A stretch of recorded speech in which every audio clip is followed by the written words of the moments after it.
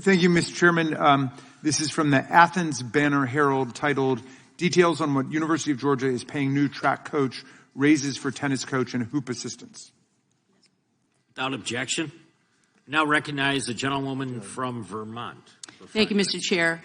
College sports are unique in that they unite and they inspire parts of our country that may not have a professional team. And we saw that firsthand in Vermont as our Catamounts electrified the entire state on the way to winning the Division I 2024 Men's Soccer National Championship. Go Cats. So college sports are exciting. They inspire us. They also pose a dilemma, particularly when we talk about big-time football and basketball. Is it right that a multi-billion-dollar industry does not pay its workers? And I want to appreciate that you're all here today giving your valuable time. I want to direct that question to Mr. Cooper. What's your perspective on that intense contradiction? No, it is fundamentally wrong that they do not pay their workers. And so one of the things that I want to lift up right now, Mr. Cooper, is that you're also somebody who has spoken in the past about the mental health impact on college athletes. I just want to give you a few minutes to talk about that. It's something that's very important to me. Thank you. And for me as well, that's why I got into this. When I was a student at Washington State University, our quarterback, Tyler Holinsky, my classmate, died by suicide. And that is what compelled me to work with his family, to advocate for mental health. And through that, I was elected the SAC president, the Student Athlete Advisory president at Washington State. And the more I pushed for mental health policies at the school and in the conference, the more pushback I got, and they refused to do anything or to listen to our concerns. And the reality is this business is so lucrative that there is so much money being thrown at coaches, they put that pressure on athletes, and there is not, the NCAA has a rule that says you can only spend 20 hours a week on sport. But a Pac-12 study found that athletes are working 50 hours a week, and there's nothing stopping them from doing 60, 70. There's no accountability in the system as a whole. And so that is... It's tied up in this issue, isn't it? Yeah. From a mental health standpoint, if you are working 50 hours a week, 60 hours a week, and you also have to go to class, it is ripe for abuse, and athletes' mental health is suffering. And college athlete suicide rate has doubled over the last 20 years.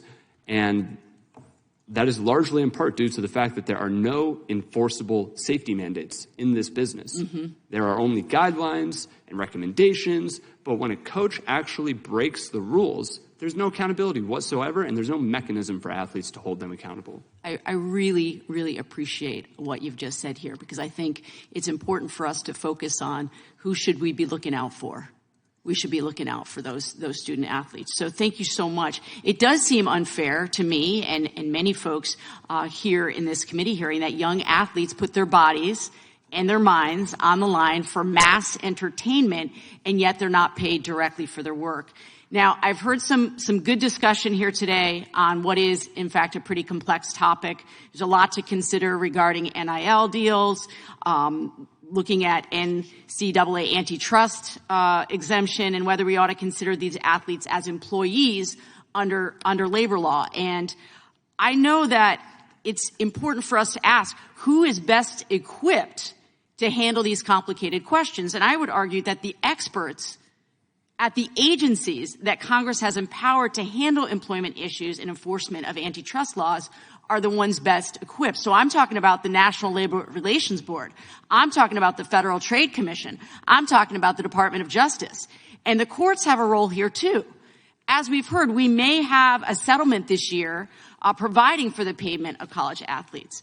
Now, it would be great for Americans if we had these institutions ready to help us sort out these issues, but we don't, because we have an administration right now who is partnering with Elon Musk to dismantle some of these agencies. We should be talking about whether we owe college athletes additional compensation, but we should also be talking about the agencies that the Trump administration is illegally dismantling, the ones that Congress has empowered to solve problems like college athlete compensation. We don't have an independent board in charge of determining whether these athletes can collectively bargain. Why not? Because the president illegally fired a board member and the entire board is now deadlocked.